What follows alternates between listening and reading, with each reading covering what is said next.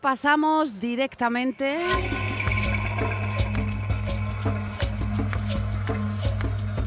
a nuestra sección.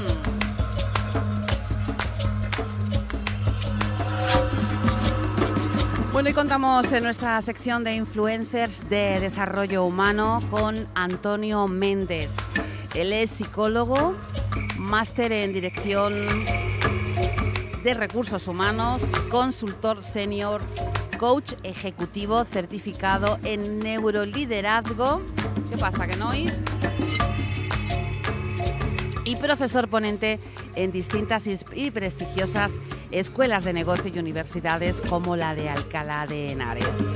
Bueno, hoy hemos tenido la oportunidad de hablar un ratito con él y hemos aprendido muchas cosas, sobre todo ese potentísimo mensaje de alguien que se ha formado como psicólogo, pero también en una parte muy importante como coach. Les dejamos con esta charla con Antonio Méndez.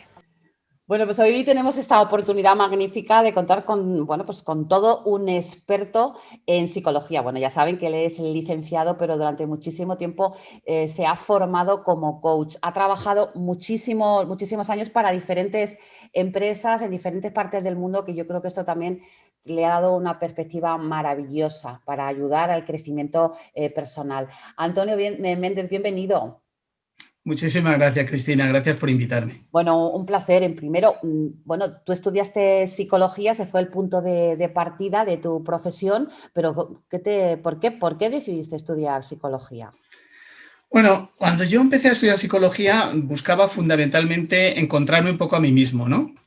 Cosa que todavía sigo buscando, ¿eh? Porque yo creo que durante el tiempo que estamos vivos seguimos tratando de encontrarnos, ¿no? Yo quería hacer psicología clínica, pero fíjate la influencia que puede tener un profesor, ¿no? Recuerdo un profesor en cuarto de carrera, porque yo por entonces lo que hice fue la especialidad más de industrial, ¿no? Aunque yo quería haber hecho clínica, pero me llamó mucho la atención a través de la influencia de este profesor de dinámica de grupos, y empecé a darme cuenta de la importancia que tiene el poder gestionar equipos, trabajar equipos para ser más eficaces y eficientes, ¿no? Y a partir de ahí me metí totalmente en el mundo de la empresa, ¿no? Terminé la carrera y a partir de ahí ya trabajé en el área de dirección de recursos humanos antiguamente, que ahora a mí me gusta más llamarlo dirección de personas y organización, porque depende cómo tratemos a las personas. Si las tratamos como recurso, pues ya sabemos lo que pasa, ¿no? Que cuando no te interesan, pues las tiras, ¿no? Como cualquier recurso. A mí me gusta más llamarlo dirección de personas y organización. Y ese ha sido mi bagaje durante más de 25 años. Bueno, las tablas las adquiriste trabajando como jefe de recursos humanos en empresas japonesas, más tarde sueca, suiza, británica, otra americana. Me imagino que diferentes culturas, diferentes formas de ver la vida. ¿Qué aprendiste de todo ello? Efectivamente, cada cultura te enseña algo distinto, ¿no? Pero fijaros, por no hacerte la entrevista muy larga, te diría que me voy a centrar más en el nexo de unión que tienen todas estas empresas, ¿no? Con diferentes culturas. El nexo de unión al final son las personas, ¿no? Fíjate que la mayoría de las empresas ponen mucho foco en la estrategia y se dan cuenta que al final el papel lo aguanta todo, ¿no? Tú con una estrategia maravillosa en papel dices, bueno, voy a conseguir todos los objetivos que me marco.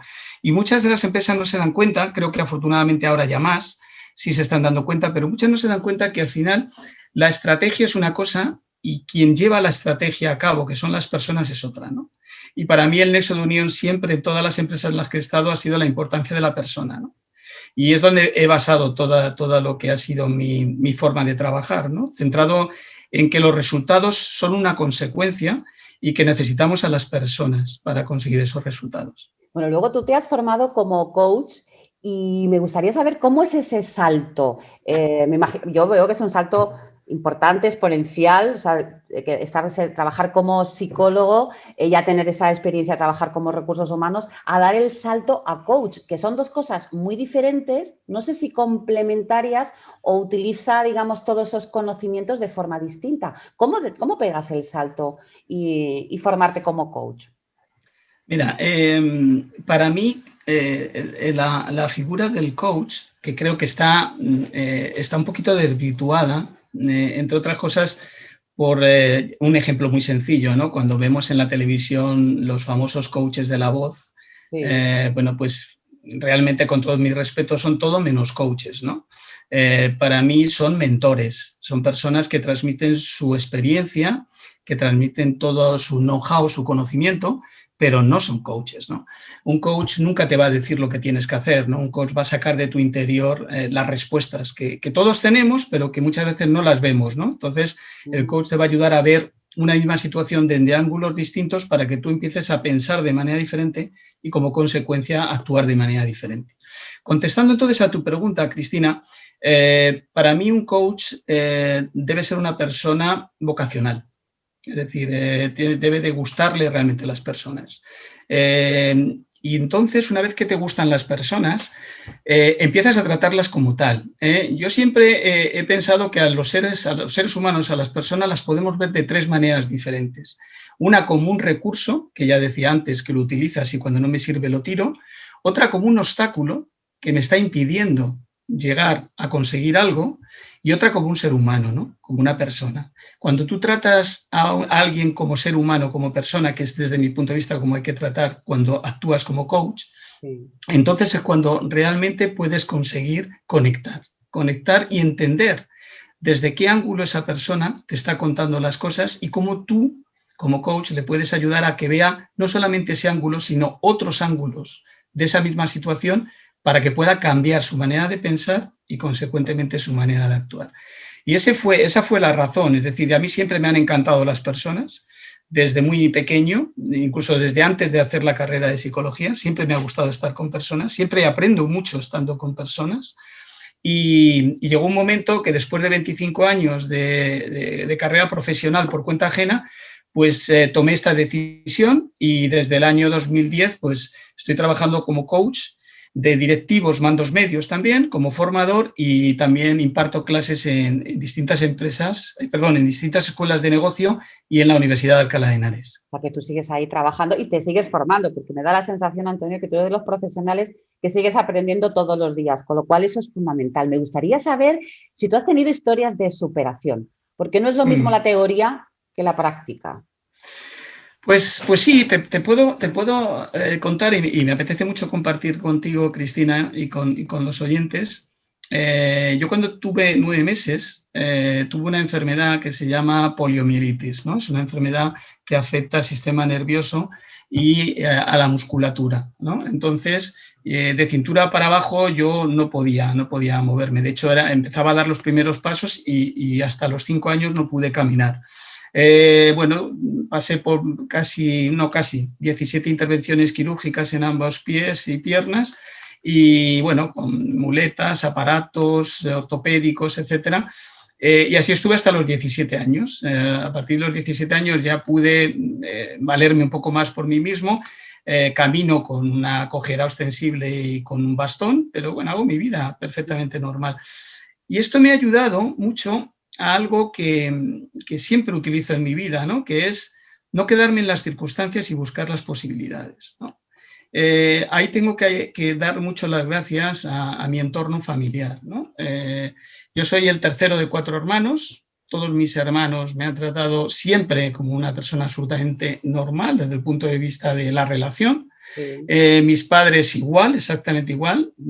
Recuerdo de mi madre, que ambos ya están fallecidos, mi padre y mi madre, pero recuerdo mucho de mi madre una pregunta, o sea, una pregunta que ella me hacía que además ahora con el tiempo pues la veo como muy potente, ¿no?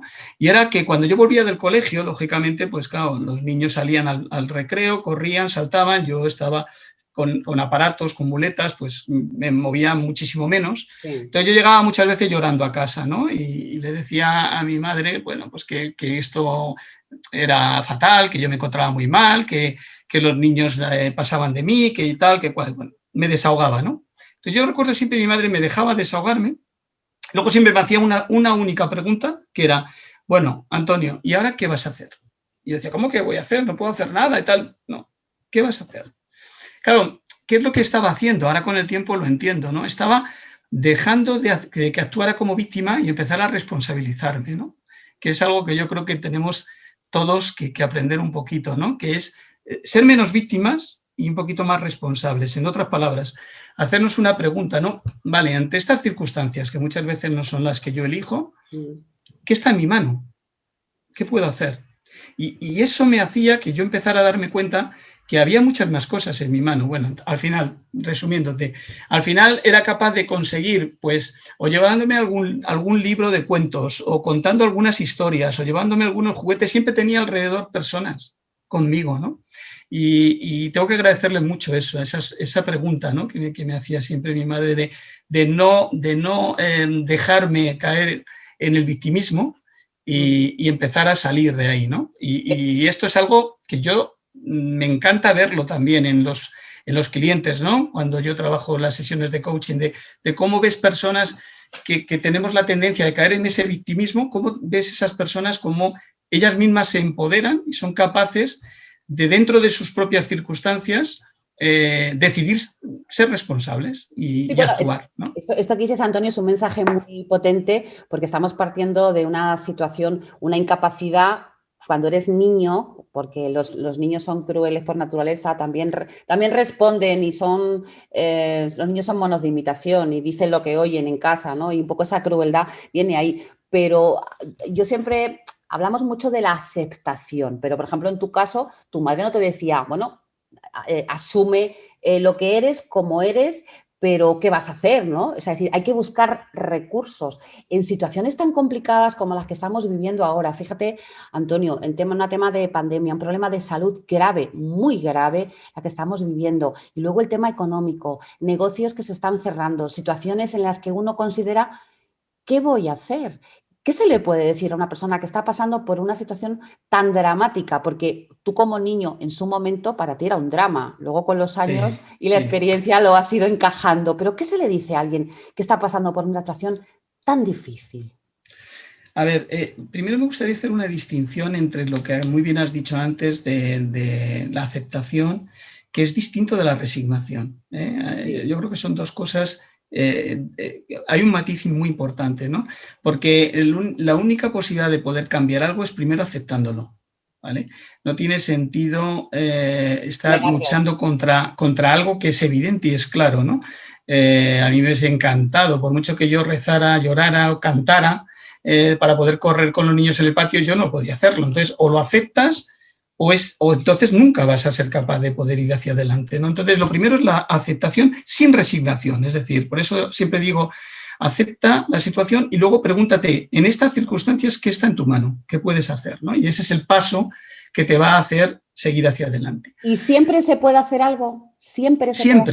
Siempre. Fijaros, o fíjate en este caso, Cristina, incluso en el peor de las circunstancias, siempre tú puedes decidir cómo voy a vivir esa situación, es decir, la actitud que yo quiero tener ante esa situación, porque eso es algo que nadie te lo puede quitar. El último recurso que uno tiene es decidir, ante todas estas circunstancias aparentemente tan negativas, ¿qué actitud quiero yo tener? Esa siempre es una respuesta que está en ti. Y sí que es verdad que hay personas que están pasando por problemas muy, muy graves. Y esto sí que es verdad que son personas que tienen todo el derecho a sentirse mal. Es decir, cuando yo no tengo una situación en la que yo no tengo trabajo, no tengo casi ni dinero para dar de comer a mis hijos, que casi no tengo dinero para pagar el alquiler. O sea, estas cosas son problemas. Y estas cosas hay que respetarlas y no podemos llegar y decirle no pasa nada, que todo se soluciona, ni mucho menos. Y estas personas tienen todo el derecho a estar mal, a estar negativas. Pero es que hay muchas otras veces que no tenemos problemas, simplemente tenemos asuntos a resolver, que son sencillos, pero que les hacemos un mundo, ¿no? También depende mucho de qué vivencias hemos tenido para hacer de un grano de arena una montaña, ¿no? Y a mí me parece tan triste que personas que no tienen problemas grandes, simplemente son pequeños asuntos a resolver, que vayan por la vida con esa negatividad, con esa falta de positivismo.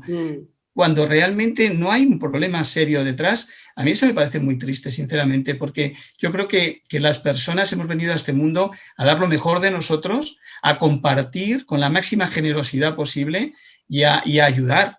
No hemos venido a este mundo a ponernos zancadillas y a competir, ¿no?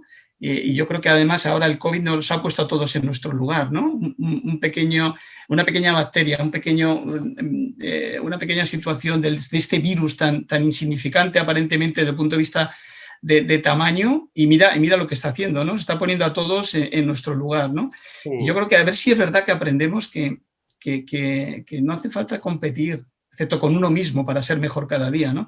Que la colaboración es muchísimo mejor, y que ojalá que aprendamos de esta situación, ¿no? Que colaborar nos va a llevar mucho más lejos que competir. Se puede convivir con la tristeza, no sé, yo he escuchado alguna vez eso que dicen, uno puede hacerse daño con una piedra, lo que no podemos permitirnos es encariñarnos con la piedra, y todo está también eso, en buscar cuáles son esos puntos gatillo que tenemos para saltar, ¿no? Como un resorte, y poder, se puede. Bueno, yo veo que, como psicólogo, como coach, que has trabajado en diferentes aspectos, pero en todo ello, ¿cuál dirías que es tu especialidad? Mira, básicamente lo que yo trabajo desde hace ya más de 10 años es con las empresas, ¿no? Trabajo mucho con las empresas, también a nivel particular cuando me lo piden, pero sobre todo con las empresas. Empecé mucho con todas las multinacionales o empresas multinacionales. Ahora cada vez más también trabajo con pequeñas y medianas empresas, incluso empresas familiares. Y lo que yo realmente hago, mi objetivo siempre con este tipo de trabajo es acelerar la consecución de los objetivos a través de la mejora de la comunicación entre los empleados de esa empresa y estos con sus clientes, ¿no? Para mí una empresa no es más que un ente jurídico, y lo que hace que una empresa tenga unos resultados otros son las personas que están dentro, ¿no? Entonces, si tú trabajas bien los engranajes internos, tanto a nivel de procesos y procedimientos y de relaciones entre las personas, el resultado tiene que ser una consecuencia, va a venir solo. Muchas veces las empresas están centradas en lo que es el objetivo económico, y no se dan cuenta que para llegar a ese objetivo económico tienes que trabajar muy bien todo lo que es procesos, procedimientos y el liderazgo de las personas, ¿no? El orientarlos hacia esos objetivos. Porque al final, si no, los resultados pueden venir un año, pero no se mantienen en el tiempo, ¿no? Entonces, trabajo mucho todo este tema con empresas. También trabajo a nivel particular, cuando alguien me pide algún desarrollo a nivel particular y personal, sí. Pero diríamos que el 70% de mi trabajo es con las empresas. Bueno, trabajas con diferentes empresas, tanto pequeña, mediana o grandes empresas. ¿Cuál dirías que es el gran pecado? Esa situación que es del libro y en la que prácticamente todos fallan. Pues fíjate, yo te diría que cada vez más la gente tiene, y yo normalmente me dirijo a los mandos medios y directivos de la empresa, comités de dirección, directores generales, cada vez salen con mayor preparación técnica, pero adolecen más de lo que es la gestión de las personas. La atención al cliente, ¿no? Podría ser la atención al cliente.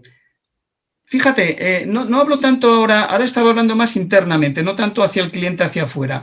Para mí adolecen mucho del liderazgo desde el punto de vista de gestión de personas. Se centran mucho en la parte técnica, tienen muchos conocimientos técnicos, tienen muchísima formación. Yo creo que cada vez más los mandos medios y directivos de las empresas tienen más formación técnica, pero adolecen mucho de la gestión de personas. Y para mí el liderazgo y la gestión de personas es fundamental. Porque si tú no tienes esa capacidad de empatizar, esa capacidad de impacto, de influencia, de diálogo, de gestión de situaciones conflictivas, difíciles, es muy difícil que tú consigas conectar.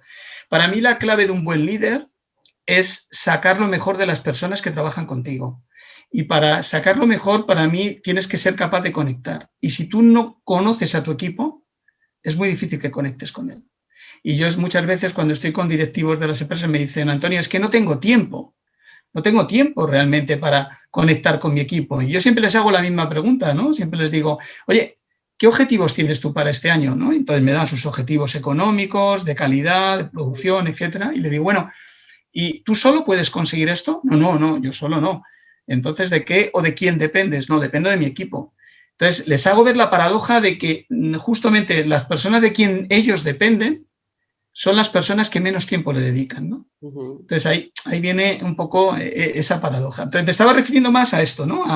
Al hecho de que dedicamos mucho tiempo a aspectos técnicos y muy poco a lo que es la gestión, desarrollo y conexión con las personas, que para mí son la clave en cualquier organización, cualquier empresa. Es fundamental, desde luego está diciendo algo que es muy obvio, pero que muchas veces no nos damos cuenta. Es como cuando acudimos a lo urgente y a veces no a lo importante. Y esta misma situación que tú estás diciendo la podemos extrapolar a una familia.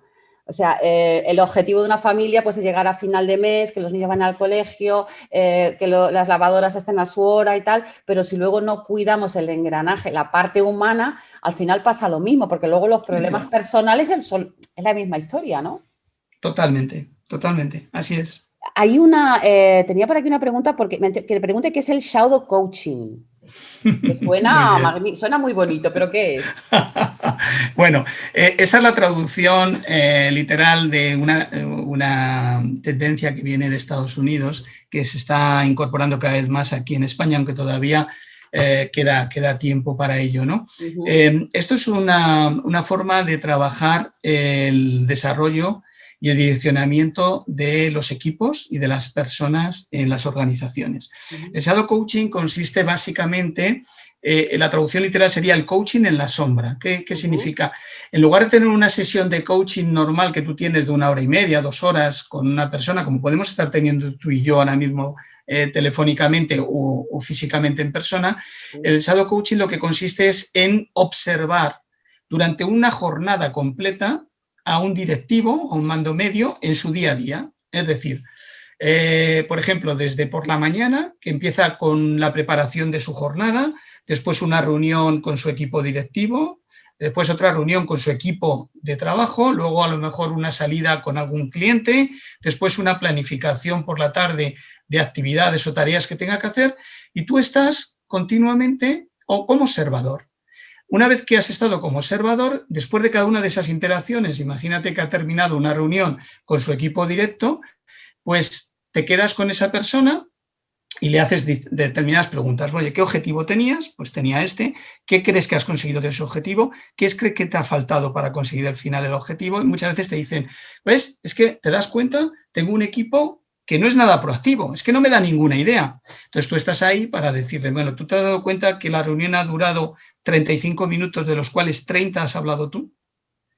Es complicado, ¿no? Que si tú estás 30 minutos hablando, puedan ellos tener momento. Entonces, ¿con esto qué es lo que haces? Ellos se van dando cuenta con tu feedback, pues tú haces de espejo cuando termina cada interacción, y ellos se van dando cuenta de qué impacto están teniendo sus acciones, van tomando nota y en las siguientes interacciones ya van cambiando su comportamiento. Entonces se van dando cuenta que actuando de manera distinta es cuando consiguen resultados diferentes, ¿no? Entonces tienen mucha más potencia que el coach normal, porque en el coaching normal tú estás escuchando como coach lo que tu cliente te está diciendo, siempre pasado por el propio tamiz y filtro que todos tenemos, ¿no?, al percibir las cosas. Aquí no, aquí tú estás presente. Entonces, cuando la persona te dice que ha hecho determinada cosa y tú le puedes decir, oye, es que yo lo he visto de esta otra manera, si me permites te doy mi punto de vista. Entonces, cuando ellos se dan cuenta y el impacto que ha tenido, lo que para ellos creían que era de una manera, el impacto que ha tenido en los demás. Y al final no es la intención que tengamos con las cosas que hacemos, sino el impacto que generamos, ¿no? Y esa es la importancia, y ese es el coaching en la sombra o el shadow coaching. Qué importante, Antonio, que nos pongan de vez en cuando enfrente de un espejo. Yo creo que eso es un poco el ejemplo que tú has dicho, ¿no? Es ponerte ante un espejo y a veces nos damos cuenta realmente que lo estamos haciendo mal y necesitamos que alguien nos pare para decir, oye, pues es verdad. Con lo cual, cierta humildad también, cierta empatía y capacidad también de crecer y, sobre todo, admitir los errores, que ahí los que son un poco tozudos les cuesta el orgullo, el ego, eso que tanto hay que trabajar, ¿no? Porque desde el ego ocurren muchas cosas tremendas a nivel de trabajar de equipo, a nivel de empresa, a nivel familiar, etcétera. Antonio, llevas más de 20 años ayudando a personas e influyendo en ellos, que esta sección, ya sabes, son empresarios e influencers. ¿Tú eres feliz? ¿Has encontrado, porque tú has dicho desde un principio que para hacer lo que te gusta, tu trabajo es que te gusten las personas? ¿Eres feliz sin sabiendo que influyes de manera positiva en los demás? Fíjate, yo es que el término felicidad nos daría para, nos daría para otra Para charla otro muy programa, grande, ¿no? seguro. A mí me gusta distinguir dos aspectos. Uno, la felicidad y otro, el bienestar subjetivo, ¿no? ¿Qué significa el bienestar subjetivo? Para mí el bienestar subjetivo es el poder disfrutar de una buena comida, disfrutar de un buen coche, disfrutar de unas buenas vistas, disfrutar de una buena casa, disfrutar de este tipo de cosas que no necesariamente te tienen que llevar a la felicidad, porque hay muchísima gente que tiene todo esto y no se siente feliz, ¿no? Por lo tanto, para mí eso es bienestar subjetivo. A todos nos gusta, ¿no? Poder disfrutar de este tipo de cosas. Y para mí el bienestar subjetivo lo que colma son los sentidos, ¿no? Te hace sentir bien.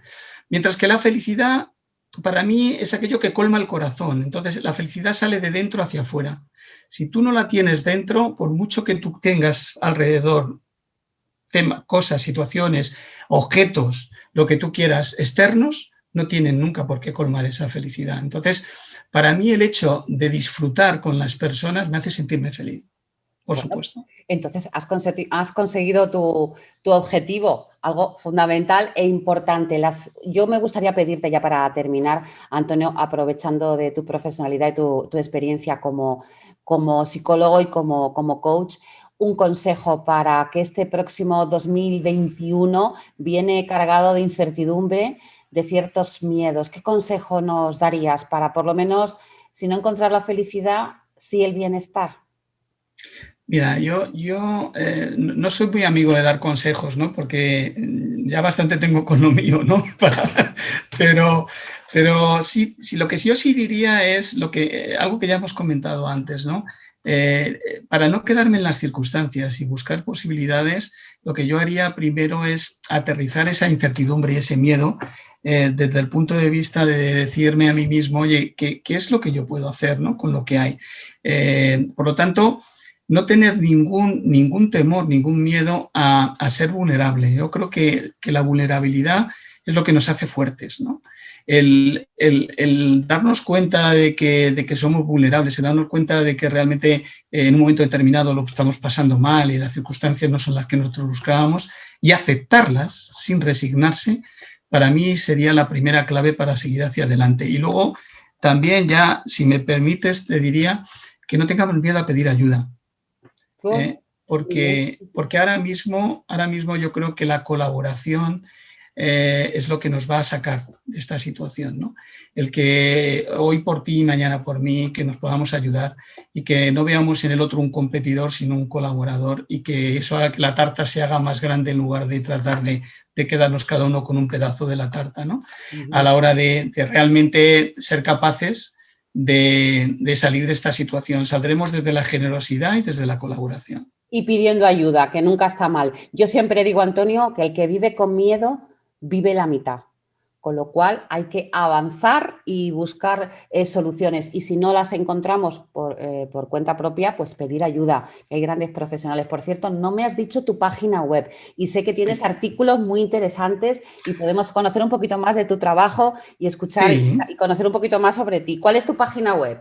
Mira, es www.amendez, terminado en Z, .es. Muy fácil. Muy fácil. Muy fácil. Y luego, si alguien quiere contactar conmigo, también puedo darle el teléfono, que es el 670-010706, y mi correo para cualquier cosa que queráis comentar es correo@amendez.es. A Méndez, de Antonio Méndez, psicólogo y coach. Gran persona y además que tiene un vínculo con Marbella, porque tu mujer es de Marbella. Y por cierto, déjame que diga, dice que cuando se jubile se viene a Marbella. Muy bien pensado.